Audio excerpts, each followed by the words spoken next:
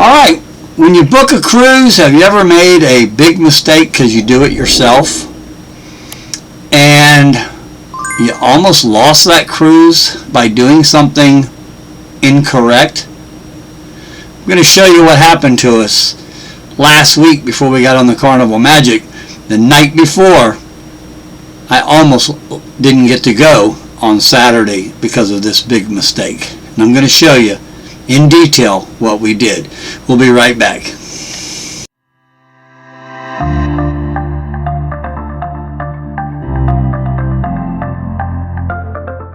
Alright, and welcome back to Party of Two Cruising. I'm Patrick, and I'm going to try to show you how not to make the same mistake that almost cost us to have to drive back from Port Canaveral without going on our 8-day Aruba cruise. Real quick story, to make that long story short, is we had quite a few cruises booked, and I put one on hold on the Friday before we left. So on November 4th, that Friday night, we had some really good deals roll in. We decided to book another cruise. During the day, I put it on hold to make sure that Terry could get off and we could do that cruise. And I put it on a hold. And then what happens is later on, I call our PVP, Maritza, at 83336, and I'll put that number up there above us, as you can see there. Give her a call. She's a great PVP. We've had her for years. If she doesn't answer the phone right then, she will call you back within usually 5 to 15 minutes. But if not, it will be within a couple of hours. She'll call you back. She's very busy because a lot of people send business her way.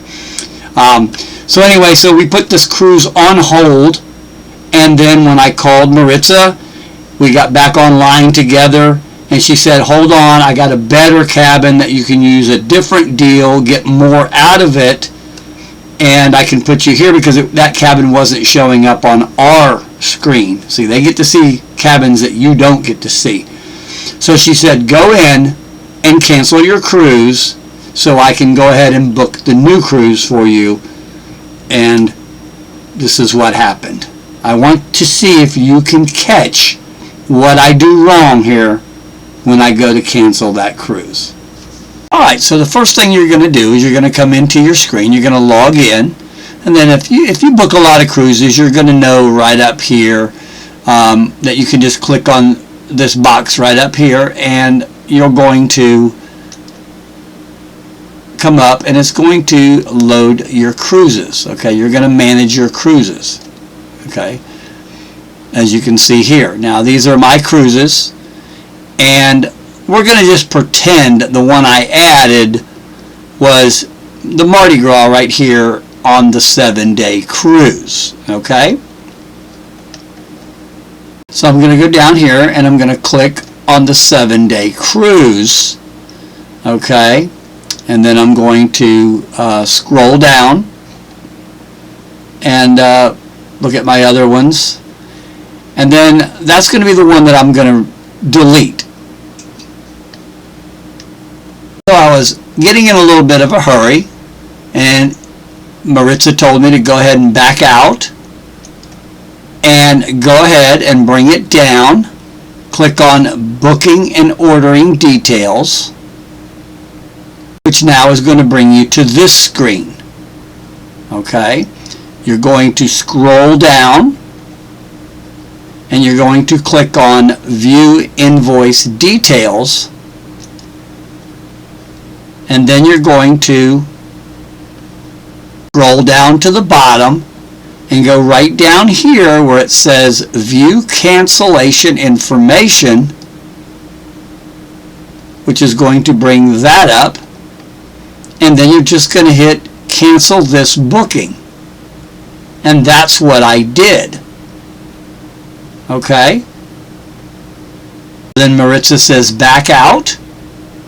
And go back to your cruises. And now she can go ahead and add the cruise that I added as a hold. Did you notice anything that I did wrong? Notice what cruise is showing on the screen right now. it's my next cruise coming up here in a few days, and I deleted the wrong cruise. Okay, so just to reiterate, what I did was it went back to the 6-day cruise instead of the 7-day Mardi Gras cruise on this date.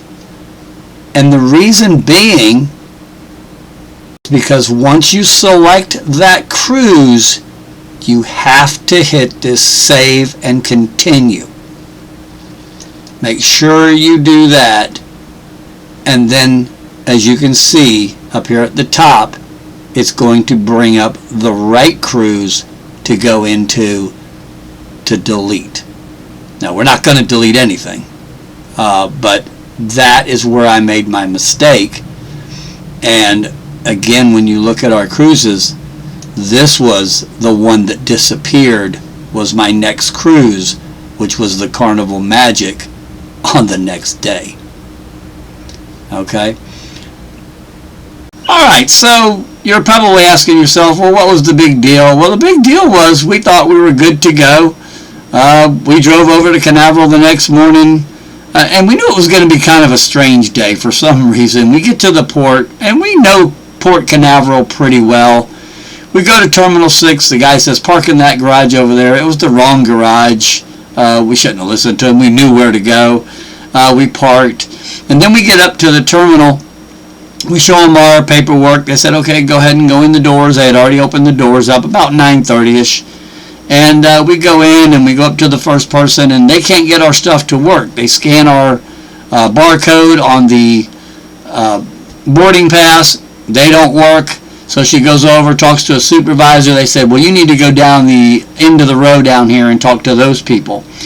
So we go to a different group of people, and they go, oh, well, you booked within 24 hours. And we went like, well, we thought Maritza said everything was the same, which it was. Everything was the same booking number, same everything. And when you rebooked it, it was less than 24 hours. So when you book a cruise in less than 24 hours, you get treated totally different. You get treated as like a terrorist. No, I'm just kidding about the terrorist thing. But you get treated as you're going on an airplane ride. We had to take our shoes off. We were patted down. They searched our luggage thoroughly. They searched my backpack thoroughly. And they treated us totally different. But then after they got through security, and they were very nice about it, very, very professional and everything. But everybody in the terminal was watching us, so they probably thought, boy, I wonder what they did.